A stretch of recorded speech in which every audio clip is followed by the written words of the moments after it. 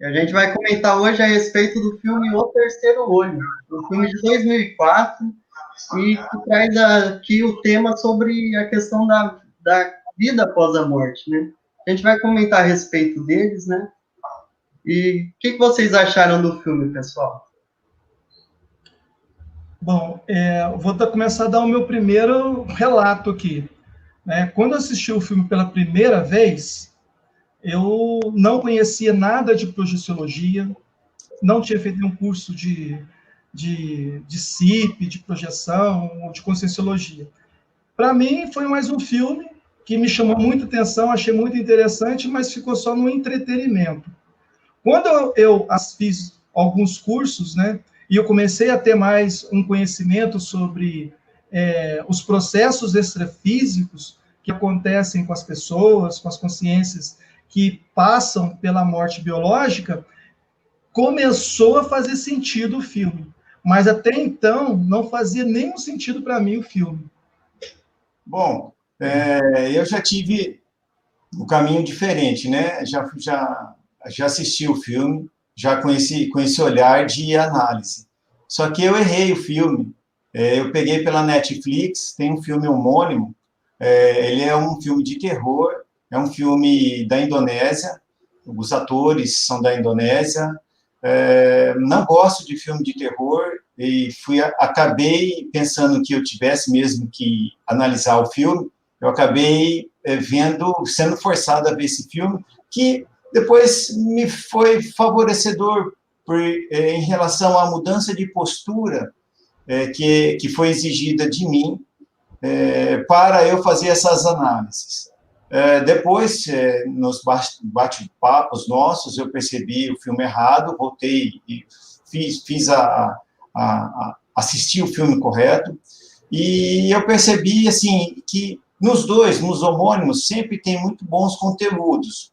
Só que esse filme do Terceiro Olho, esse que a gente está analisando aqui, de 2004, ele permite um estado de acalmia, de serenidade, mais favorecedor para o aprendizado, para ficar mais familiarizado com essa temática.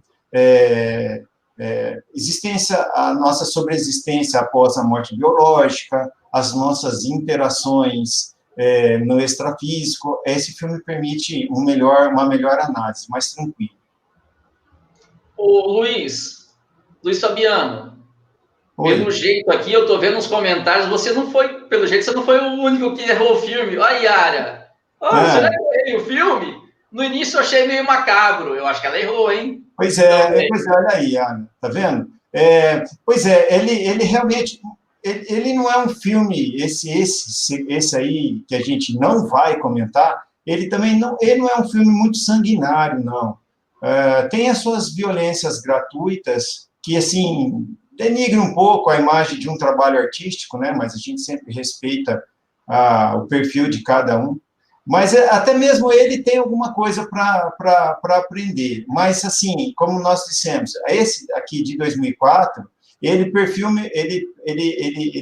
fornece um estado de acalmia para nós termos mais condições de identificar todos os detalhes extrafísicos em torno do filme. Ô, Luiz Fabiano, e mais, ela assistiu o Terceiro Olho 2. E também não. Não, já foi direto no 2, né? No 2, você assistiu o 1, né? Pois é, o 2 é muito, o 2 é muito, o 1 é muito interessante, porque é um processo de despertar da atriz principal, onde ela começa a perceber que não tem jeito de escapar do conhecimento do extrafísico. Mesmo não querendo, ela dá o braço a torcer para adquirir conhecimentos para ajudar, né, para fazer assistência. E lá também ela recebe ajuda de um amparador, lá no final do filme que você vai descobrir quem é. Né? Aqui no nosso, né, esse aqui de 2004, é do Simon, se eu não me engano, o ator principal, não é? O personagem, né? E o Simon, já desde cara, ele já começa a ter o amparo, ele já começa a perceber que já tem gente ajudando de cara nele. Aí depois, no decorrer da nossa explanação aqui, vai ficar mais claro, né? a situação desse amparo do Simon. O Douglas vai ler a sinopse para a gente ver como é que é a história do filme, né? É isso que eu ia falar. Diante do contexto, a Yara não assistiu o filme, nós poderíamos, o Douglas falar a sinopse e nós contextualizar o filme para o pessoal se inteirar aí. Eu tenho aqui a sinopse dele, né?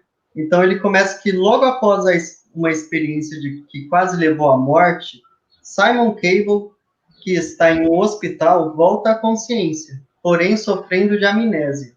Os 2 últimos anos de sua vida sumiram completamente da sua memória, apagando os detalhes de seu casamento, a morte de seu irmão e do terrível acidente de carro, da qual ele escapou por um fio.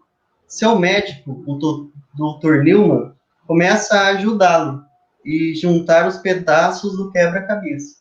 Nada parece fazer muito sentido, principalmente quando ele percebe a evidência de que Anna, sua esposa, não apenas parece odiá-lo, mas acredita piamente que Simon foi o responsável pela morte de seu próprio irmão.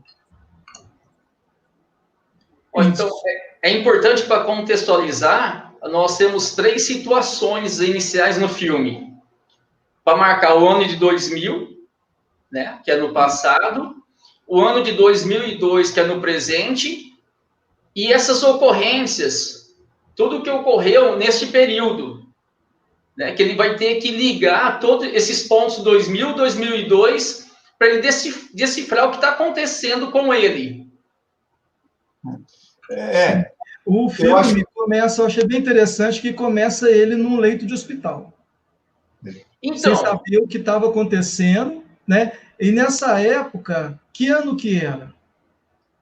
Essa época era 2002, quando ele acorda no leito do hospital. 2002. Mas aí dava sempre um surto nele, que ele passava no futuro. Depois ele voltava para o passado, depois voltava para o futuro. Como é que foi essa história aí? É assim, vamos deixar, pelo menos para o meu ponto de vista.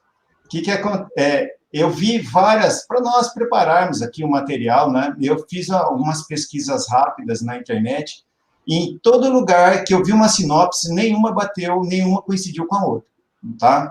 Por exemplo, essa que nós lemos é uma sinopse que fala 2 pontos muito importantes. Quase um acidente automobilístico que quase levou à morte o Simon. E também, né, ele fala de uma esposa que começa a odiar. Bom, primeiro, Simon, em nenhum momento se casou, ele sempre foi solteiro. Aí a gente, né, então já é uma coisa curiosa. E essas idas e voltas dele, não combinam muito com o estado de quem sobreviveu ao acidente. Eles combinam mais com o estado de quem sofreu a morte física, está naquele estado que a gente fala, né, de incompreensão, ou tecnicamente na conscienciologia, a paracomatose pós-dessomática. Então, ele não tem mais o corpo físico e dá uma continuidade na vida. E ele recebe, e aí essas movimentações no tempo dele, ele conhece personagens diferentes em cada momento, né? Ele interage com personagens diferentes. Então, assim, essa aqui também é mais outra versão que nós estamos apresentando, né? E, sinceramente, a primeira vez que eu assisti, não compreendi muito bem que ele tinha dessomado, ele tinha morrido de início. Você fica com aquela dúvida. Sim. Depois, vendo com mais detalhe, é que você vai perceber que realmente ele dessomou lá no atendimento dele. Eu acho interessante, por exemplo... Essa percepção, Paulo, eu também tive. Quando eu assisti a primeira vez, não passou pela minha cabeça que ele tinha morrido. Quando eu assisti, já feito o curso, a impressão que eu tive é que ele tinha morrido, mas eu fiquei na dúvida. Mas será? Né? Mas por que estava acontecendo aquilo lá? Porque eu não entendi ainda como que eram os processos que a gente vai falar daqui para frente, né? Mas, Fabiano, por favor. Assim, a gente está acostumado com 2 outros filmes muito importantes que relatam a respeito desse fenômeno, né? Da sobreexistência da consciência após o descarte do corpo físico. Os dois grandes filmes são O Sexto Sentido, né, e Os Outros. Só que no Sexto Sentido e nos outros, há uma linha contínua de desdobramento. Parece que o cineasta, o roteirista, não sei quem é bem certo, ele dá uma continuidade no tempo, então você vai acompanhando. Esse aqui não. Eles se alteram entre o momento do acidente, ou a época contínua ao acidente, e depois isso que o Paulo falou, né? Esse salto que vai lá para 2002. Então, o personagem, ele altera. E cada vez que ele altera no tempo, ele altera a interação com os personagens, né? Então, o médico de uma época não é o médico da outra época. É muito interessante. Ó, que interessante essa pergunta da Patrícia aí, ó. Vocês acham que esses filmes podem refletir as parapercepções do cineasta? Olha, eu estava olhando essa pergunta da Patrícia e estava pensando, olha, alguém de muita sensibilidade escreveu esse filme. Isso não tenha dúvida nenhuma. Não sei se o cineasta, o roteirista, eu não sei onde eu pesquisei na internet e não consegui identificar qual foi a base desse filme, né? Mas parece que o roteirista, eu acho que alemão ou holandês, não sei bem ao certo, parece que ele já tem... é o Michael Cunningham. Mas, então, ele tem ele já tem vários trabalhos nesse sentido. Pode ser que ele tenha sido ou idealizador ou um apoiador desse roteiro, né? Na minha opinião, quem implicou aí foi o roteirista mesmo. Ele tem vários outros filmes no mesmo segmento. Interessante. Seria bom a gente pesquisar sobre a informação de quem escreveu essa história, né, para a gente saber mais sobre ele. Mas, como o Fabiano falou, já não tem tantas informações dele. Não tem. Você pesquisa pelo nome dele, vem muita pouca coisa, vem mais participações dele em premiações, em esses eventos mais promocionais de filmes, né? A pergunta da Maísa. Na visão de vocês, por que ele fica viajando no tempo entre esses 2 anos? E por que ele volta somente nesse assunto, fase da vida dele?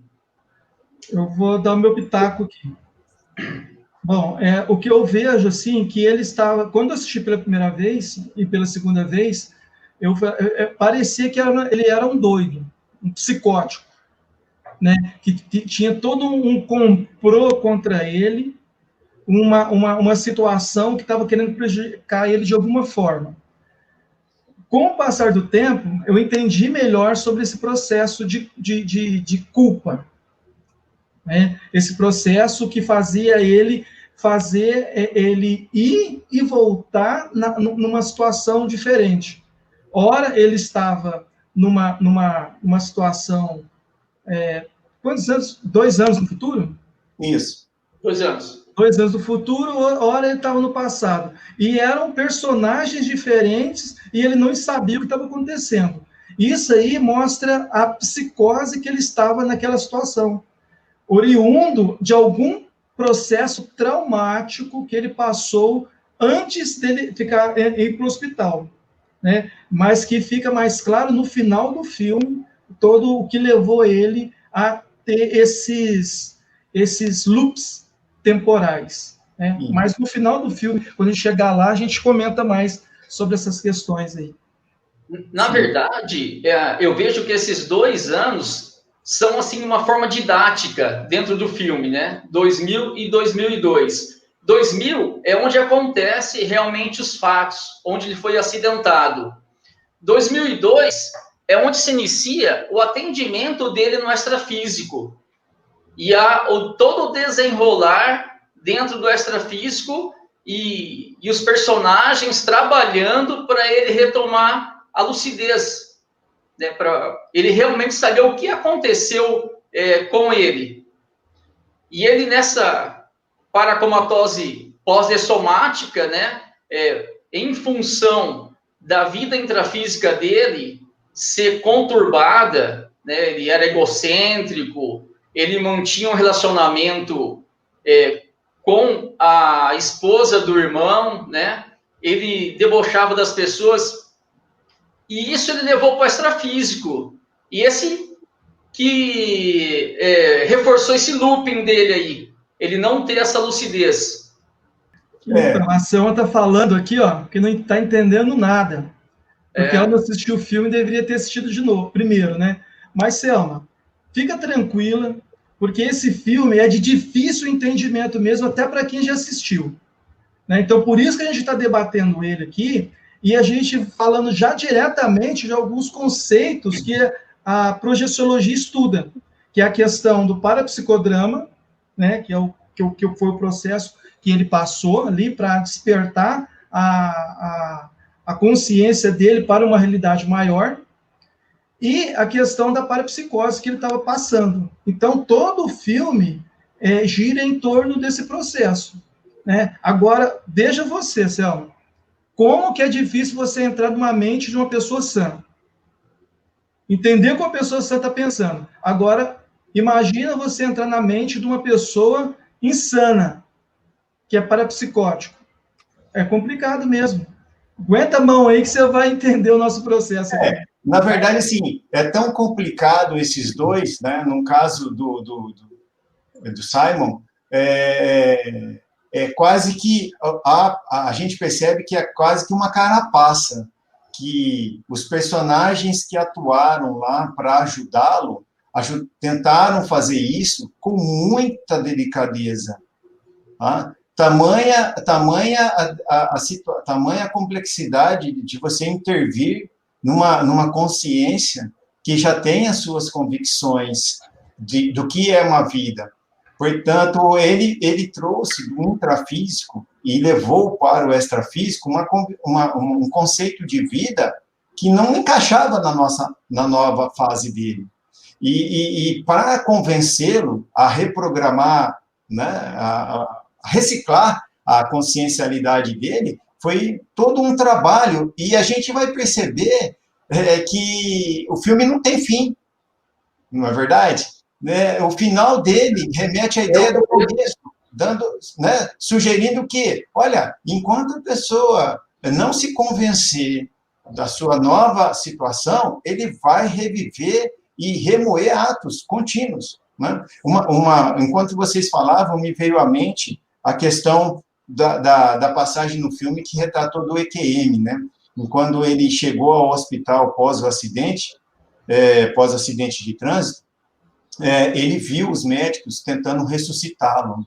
Aquele é um processo de EQM muito claro, onde ele ficou ao lado do corpo, ao lado dos médicos e vendo tudo aquela cena. E depois daquele corte já remete lá para 2002, né? Então, assim, o que aconteceu entre 2000 e 2002, né? Para ele, onde ele estava. Essa não é a preocupação do filme. O filme não trata o período de 2001.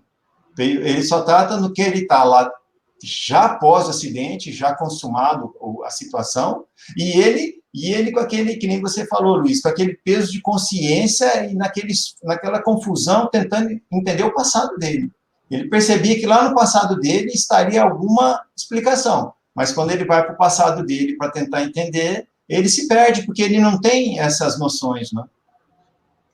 Fabiano, até mesmo, vamos puxar para a gente, né?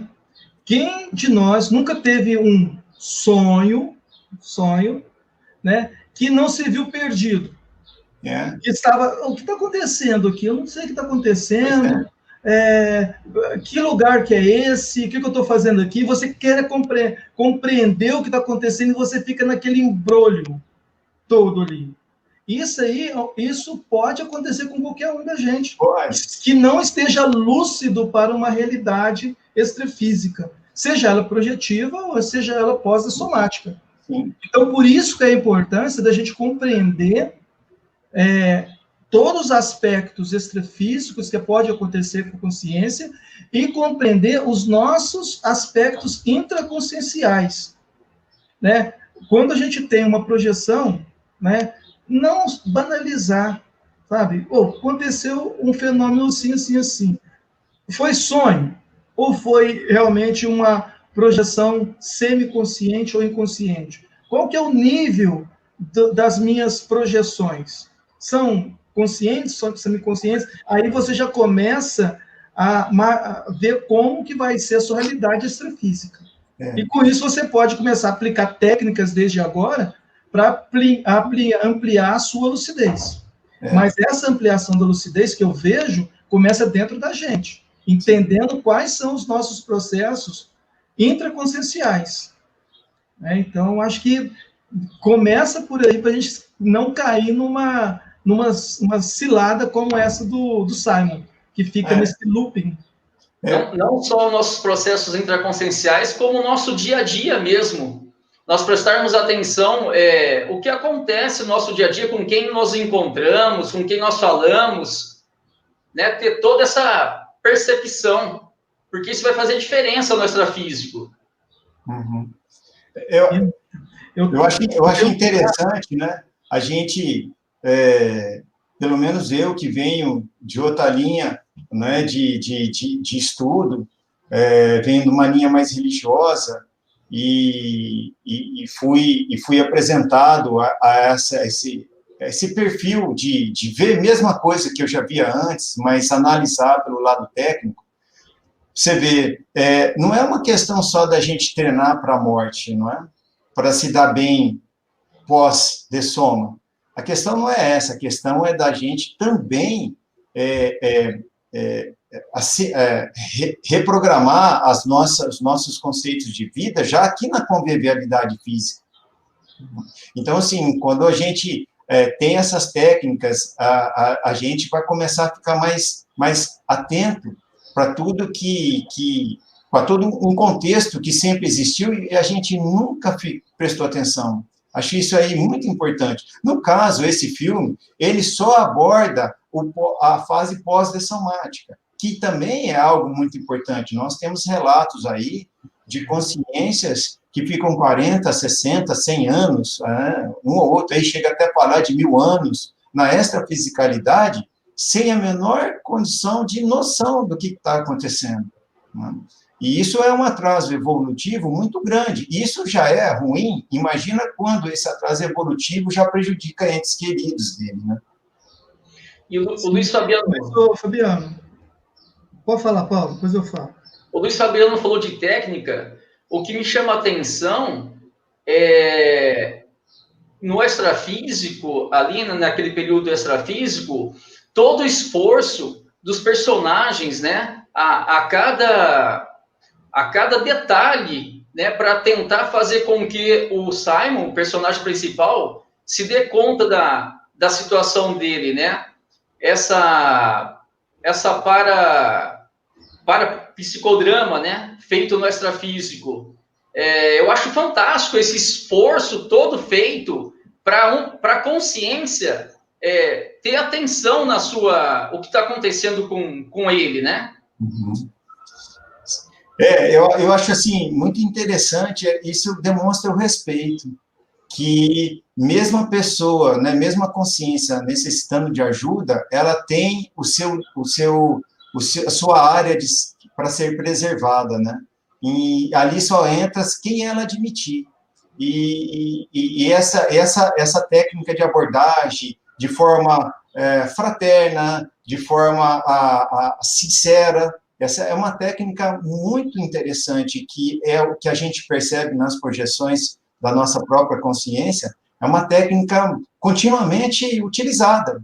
Só que aí depende da gente, né? Estar preparado para modificar o nosso pensamento, admitir a hipótese de que aquelas orientações podem estar certas. Vamos pesquisar, vamos ver o que está acontecendo. O Simon não admitia nada, né? A Yara, ela até vem com um questionamento aqui, né, que ela diz que pensa que o fato de vivenciarmos aqui no intrafísico a multidimensionalidade, já vamos criando novas sinapses para essas possibilidades. Sim, nós temos a autoconscientização multidimensional.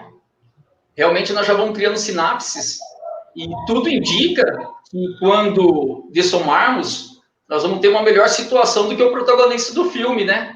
O que chama atenção também, o que me chamou a atenção, que mesmo com o esforço desses personagens, nenhum deles chegou diretamente e falou, você morreu. Só lá no finalzinho, né? Eles respeitavam o livre-arbítrio. Eles queriam que ele despertasse por ele mesmo. Achei bem interessante esse E fato. até mesmo quando o irmão dele fala, né, que ele morreu, mesmo assim, depois, no fim, ele volta de novo a vivenciar aquelas mesmas memórias, né? Eu Mas gostaria de pegar ô, só um gancho. Quero só pegar um Luiz, gancho aqui. ô, Luiz, deixa eu só falar lá do Douglas. O Douglas, é interessante você perceber que até mesmo o irmão, com quem ele, né, até foi o que ele melhor convivia, até mesmo o irmão precisou de um cenário todo favorecedor para ajudar no que o irmão ia falar para o Simon. E assim mesmo, né, foi o que você disse, né, não foi muito feliz, né? Então, mas eu quero pegar o gancho um pouquinho dentro desse contexto mesmo aí, ó. Na sua fala anterior, Fabiano, você falou sobre que a gente não sabia como que era a vida dele antes de todo o processo, mas a gente já tem uma visão de como que era o caráter, a personalidade dele no filme, né? Sim. Antes de acontecer o acidente. E relata justamente nessa fase final que ele encontrou o irmão. E ele relembrou horas antes dele ter sofrido o acidente. Sim. Né? Então, mostra lá que ele, na vida intrafísica, ele tinha uma vida meio de bom vivant, de um cara descomprometido com a vida, com a família, não respeitava muito bem. Tanto é que ele teve um caso com a cunhada, o irmão descobriu, aí teve todo esse processo, né, que culminou tanto na dessoma do irmão, olha aí, né, na dessoma do irmão e no próprio acidente dele. E onde que a hipótese que eu criei, que fez ele criar esse processo de culpa e de ressentimento e de remorso, que faz com que ele tente reverter a situação de alguma forma. Então, ele sempre vai criando um loop, né, de crescendo para sair daquela situação, mas quando chega naquele ponto crítico, ele volta lá no começo porque ele não aceita. Aí Sim. começa todo de novo o processo. E aí, o que você está falando, né? Esse loop pode durar anos, décadas ou até milênios. Aquela consciência ficar vivendo repetidamente aquela situação. Né? Então, por aí já dá para ver como que era a vida dele e o comprometimento que ele tinha com a multidimensionalidade, ou com uma cosmoética um pouquinho mais avançada. Era absolutamente nula. Você vê, Luiz, tudo que você falou é um problema que o próprio falta de preparo que ele tinha já é a dificuldade em si mesma, né? Certo? Acho que todos nós aqui vamos perceber que a falta de preparo dele, esse descompromisso com a vida, quer a versão intrafísica, quer na versão extrafísica, está bem evidente no filme. Já é uma dificuldade. E agora, uma coisa interessante, um aspecto interessante é que o filme fala da interação dele com outros personagens que vão criando dificuldade para ele, dada a abertura patológica que ele tem. Não é verdade? A gente vê outros personagens trazendo dificuldade para ele. E olha só, aquilo que já não era bom, que já era difícil, né, consegue ficar pior ainda, quando ele fica vulnerável a esse assédio, né? A Valéria aqui, ela diz que ela não assistiu o filme, né, mas ouvindo a gente, ela lembrou dos sonhos recorrentes que ela tinha num período da vida dela, né?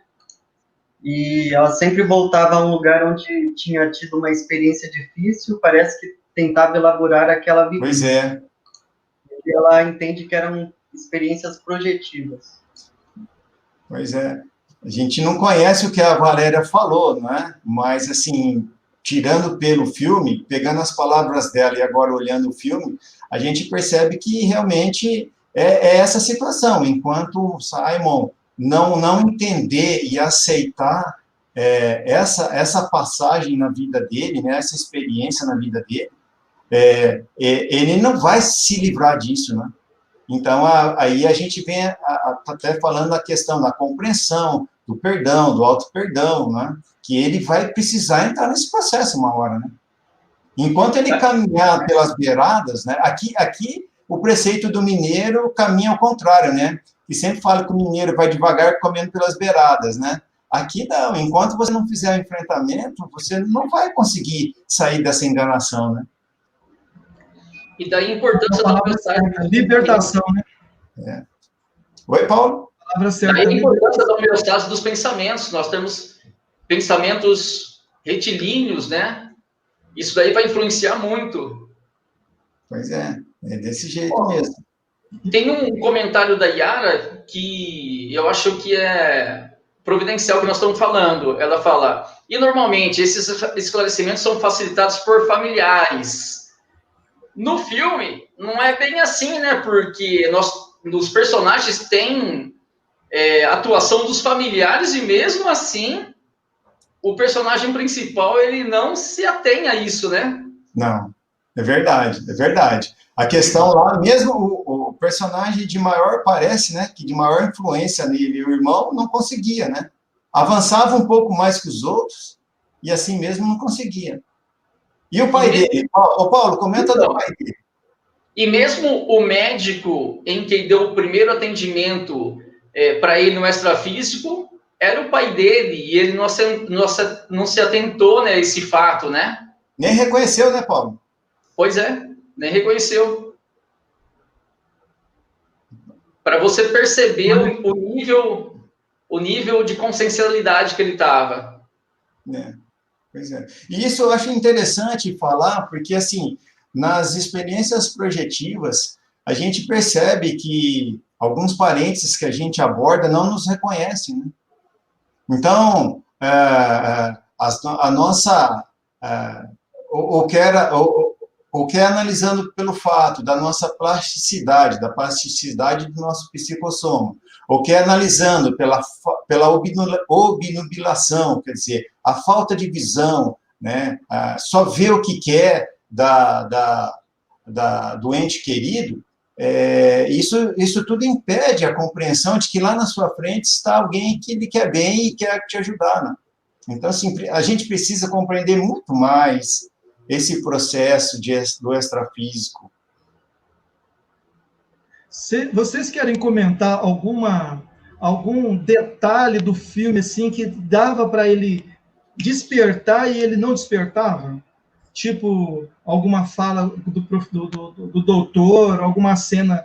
Vocês comentaram lá sobre uma água caindo, depois vinha. Como é que era aquela história? O Paulo fez bastidores, né, Paulo?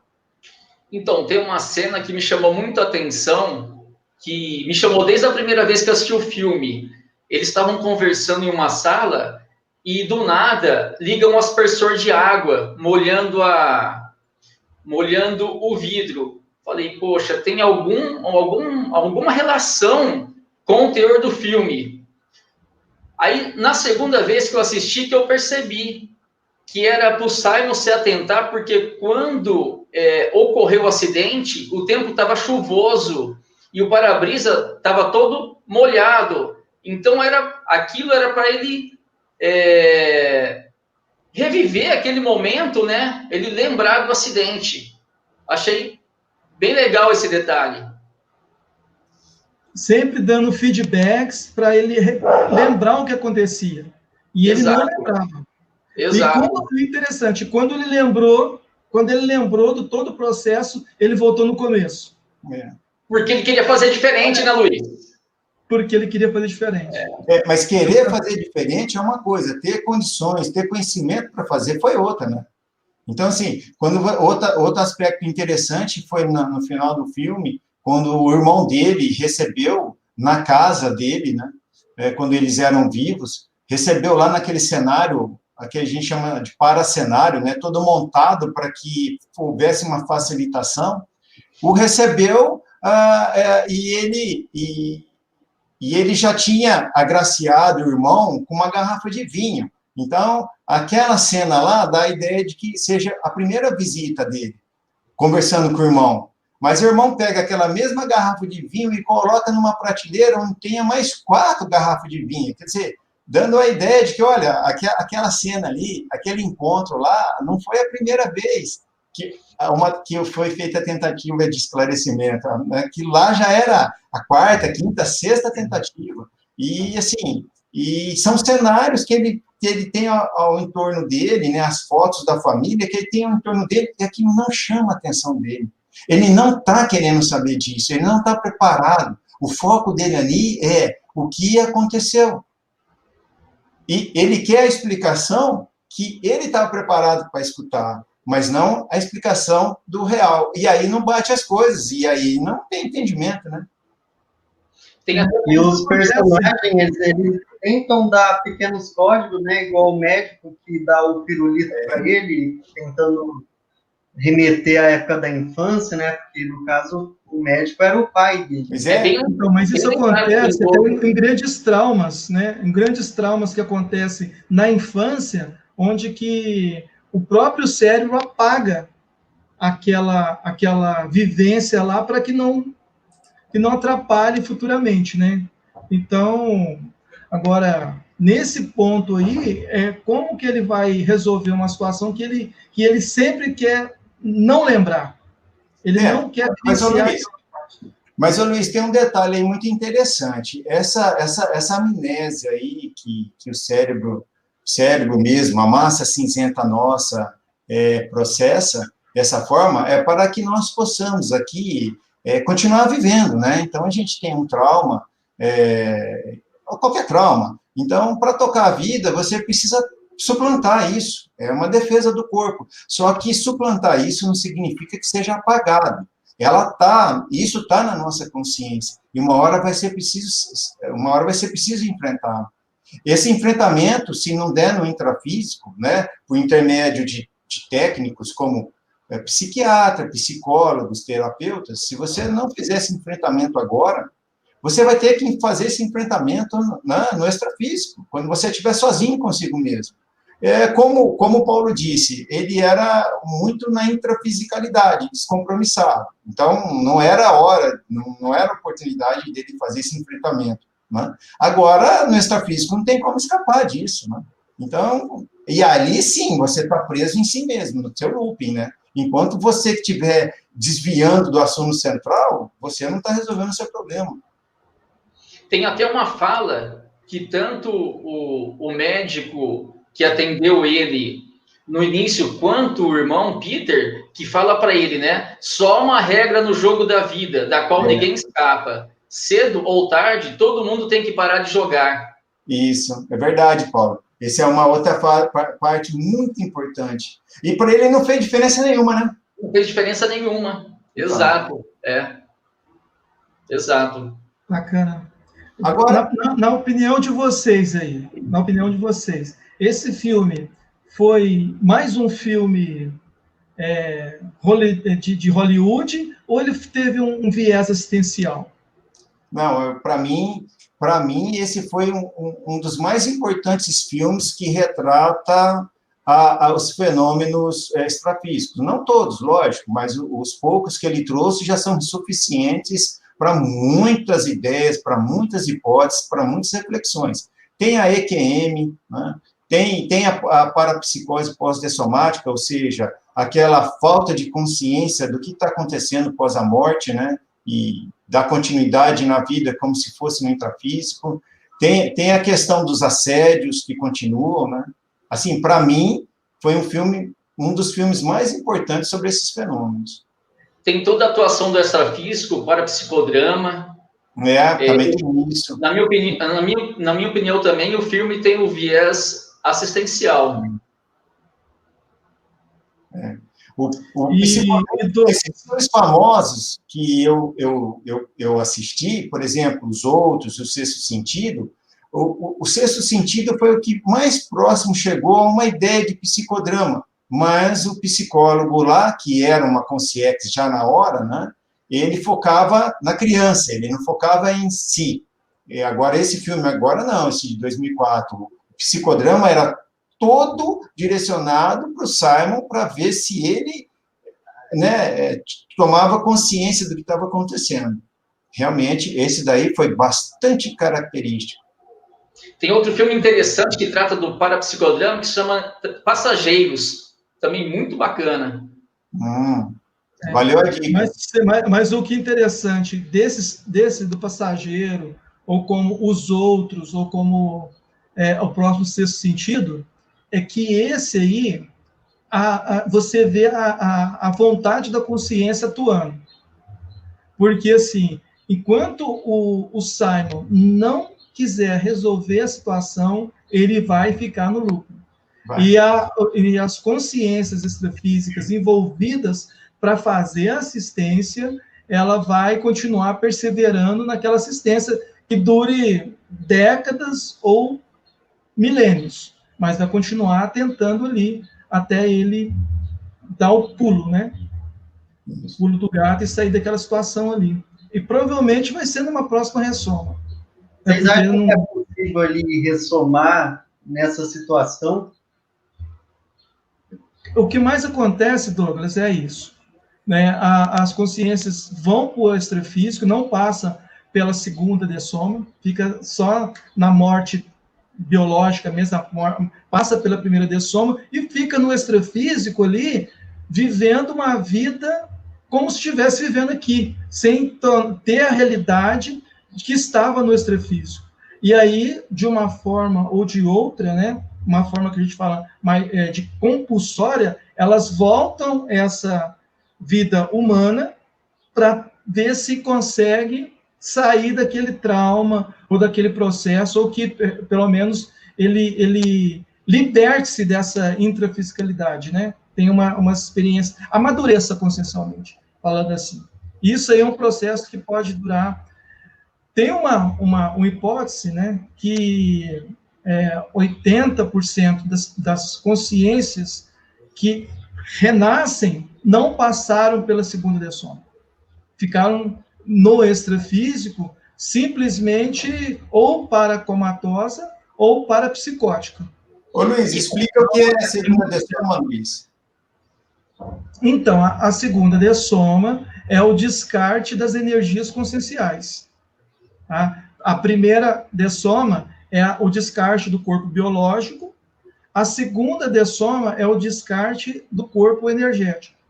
Aí onde que a consciência ela está apenas de psicossoma, claro, o psicossoma é um corpo energético também, mas é um corpo que tenha mais lucidez, não está tão influenciada com as energias do intrafísico, seja ela apegos familiares, dinheiro, fazenda, sexo, drogas, e toda esse teatro que nós vivemos aqui no intrafísico, né? Porque tudo assim a gente vê, tudo é teatro para que nós possamos despertar a nossa consciencialidade maior.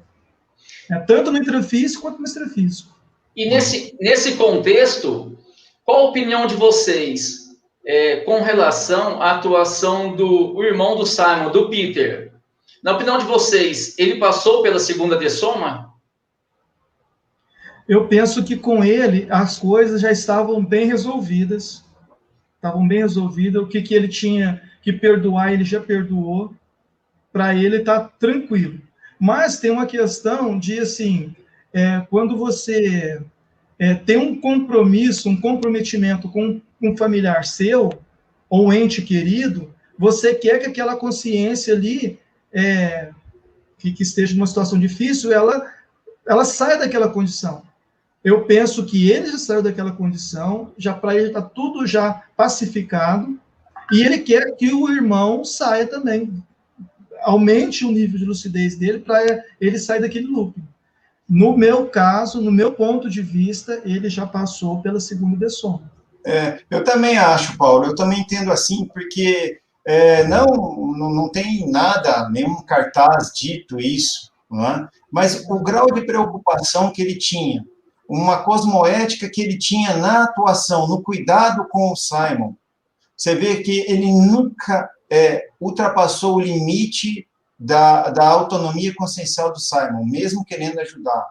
Assim, essa postura de auxílio. Então, é uma obra que a serenidade também que ele atua no filme, né? Ele transpassa essa serenidade. Então, esse conjunto demonstra um grau de lucidez extremamente diferente do Simon.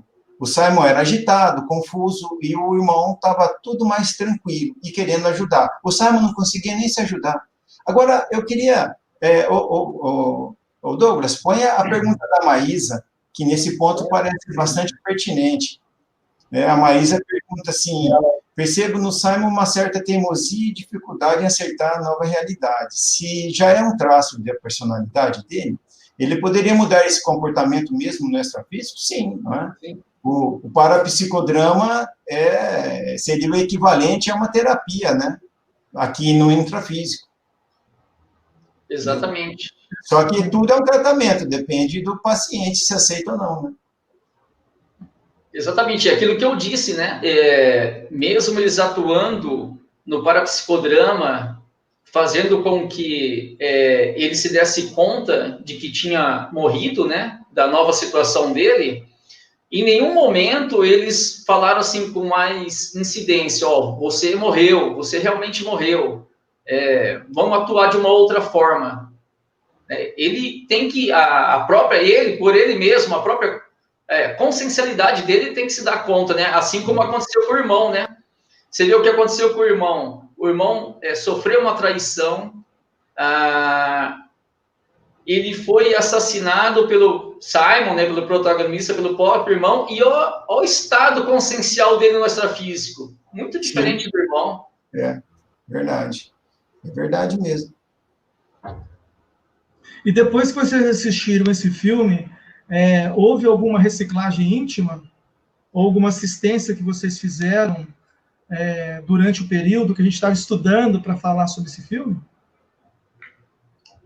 Eu até tive um caso que eu tenho um caso na família, né? Que o meu pai ele faleceu num caso de vício ao álcool, né?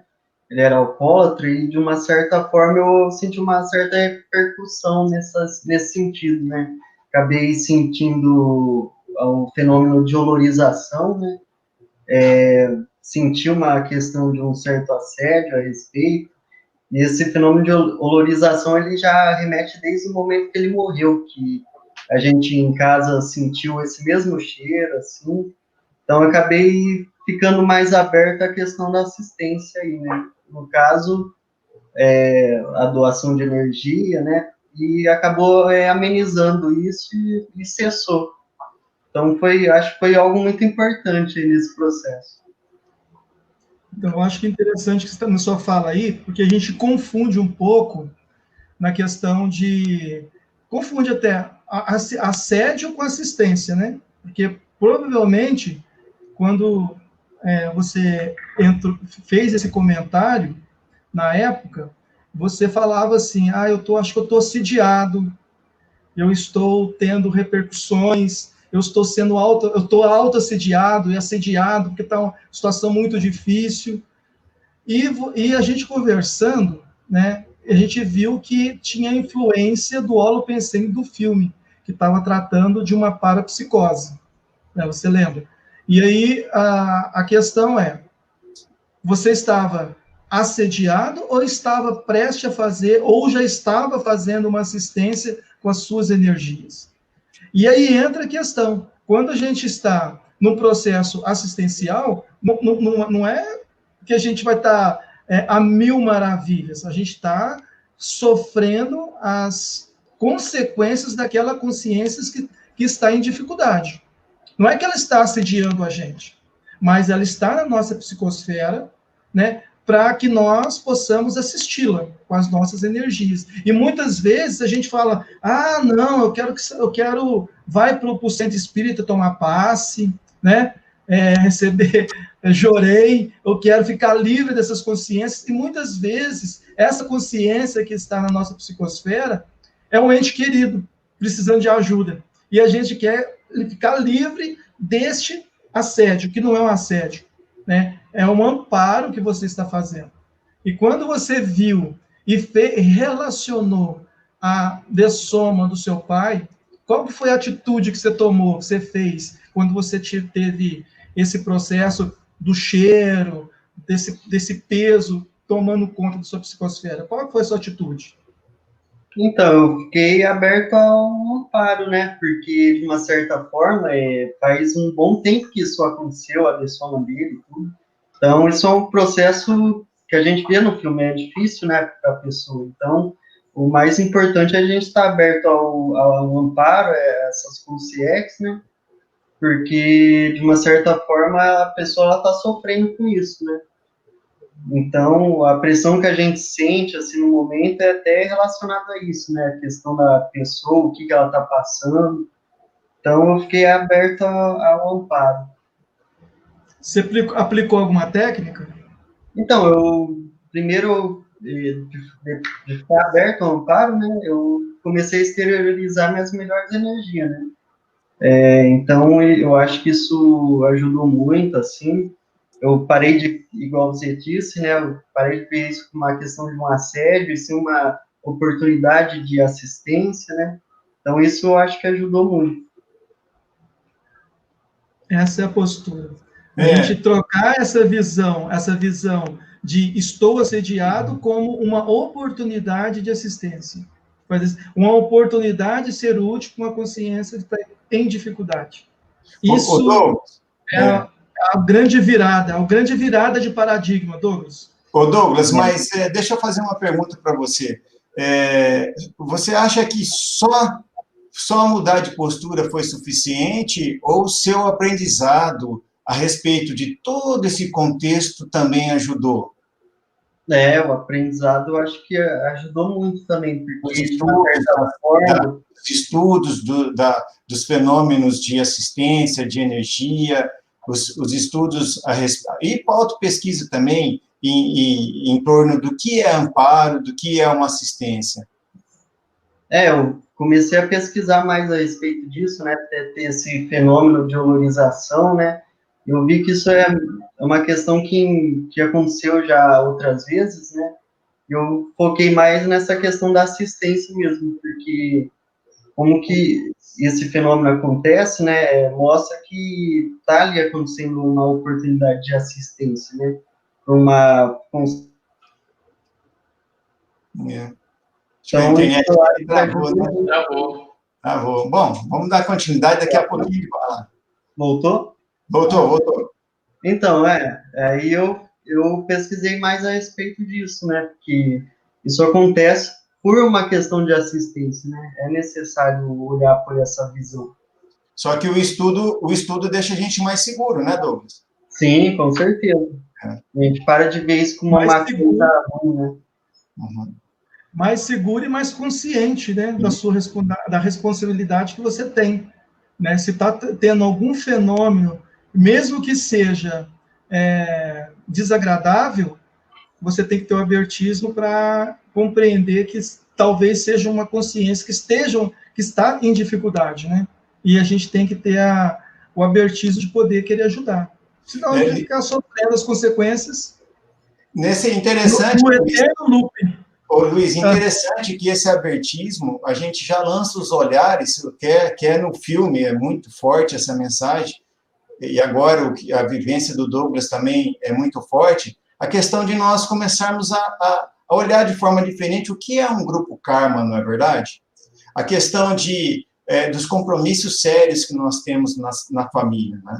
Nós não estamos debaixo do mesmo teto com parentes à toa, né? Nós não estamos ao lado de parentes, mesmo que convivam em outras casas. Isso não é à toa. Há um laço muito forte, muito superior à simples questão de amar. A compreensão em torno desse processo que a gente chama, né, na conscienciologia de interprisão grupo kármica, né? A questão em torno desse tema, a compreensão em torno desse tema é extremamente importante.